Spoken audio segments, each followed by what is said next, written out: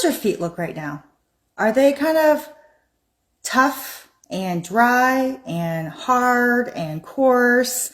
Do you have that? Do you have those feet? Or are you a construction worker and your hands are super, super, super duper dry? I have the Repair Balm. This is our moisturizing repair balm that literally hydrates and renews your skin back to softness again. So this is a cream.